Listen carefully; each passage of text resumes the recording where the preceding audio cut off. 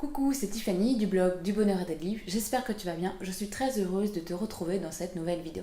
Alors hier je te parlais d'un livre que j'ai adoré et aujourd'hui je vais t'en parler encore sur un autre sujet, à savoir Le chat du Dalai Lama de David Michi. Donc c'est un livre que je te conseille de lire, je t'ai fait un résumé sur le blog Du Bonheur et des Livres et donc je vais te mettre le lien dans la description, je t'invite vivement à le lire. Et donc aujourd'hui j'aimerais te parler de la peur du changement, c'est-à-dire que ça s'adresse à toutes les personnes qui se sentent piégées, c'est-à-dire dans une situation, voilà, je peux pas faire ça parce que, et finalement on ne bouge pas.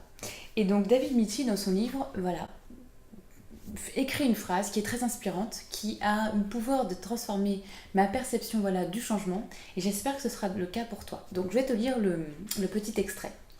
La peur est un instinct qui empêche beaucoup de personnes de poser des gestes qu'elles savent pourtant, au plus profond d'elles-mêmes, propres à les libérer. Comme un oiseau dans une cage dont la porte serait ouverte, nous sommes libres d'en sortir pour aller à la quête de notre propre réalisation, mais la peur nous incite à chercher toutes sortes de raisons de ne pas bouger. Et donc, cet extrait est très inspirant parce qu'en fait, il nous explique que quand on dit « je peux pas faire ceci parce que… » Par exemple, j'ai pas assez de confiance en moi, parce que sinon mes parents vont plus m'aimer, parce que sinon je vais perdre mon compagnon, parce que sinon je vais perdre ma sécurité financière. Voilà, toutes ces choses-là, en fait, ce sont on va dire, de fausses excuses. Parce qu'en fait, ce qui nous empêche vraiment de bouger, c'est la peur du changement. Et s'il y a bien une chose dont on ne doit pas avoir peur dans la vie, c'est le changement, parce que le changement fait partie de la vie. Tout change, tout tend à disparaître, donc nourrir de la peur pour quelque chose qui arrivera quoi qu'il arrive, c'est vraiment inutile, c'est une perte de temps.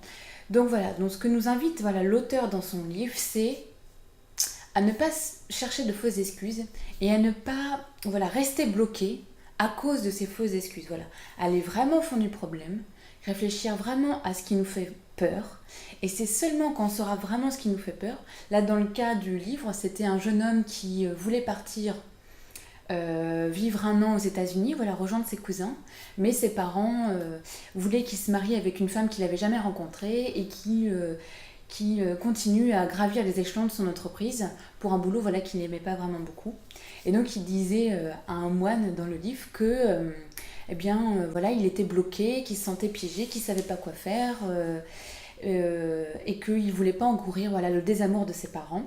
Et le moine bouddhiste lui a dit ça, donc que la peur est un instinct et que on est comme des oiseaux en cage dont la porte serait ouverte, c'est-à-dire que c'est une fausse excuse. Il n'avait pas peur de courir le désamour de ses parents.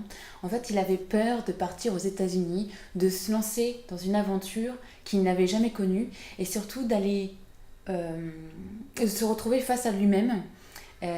Et peut-être réussir à se dévoiler à lui-même et à commencer une aventure qui pourrait le transformer lui-même. En fait, il avait peur de ça, du changement que pouvaient avoir les États-Unis sur lui-même.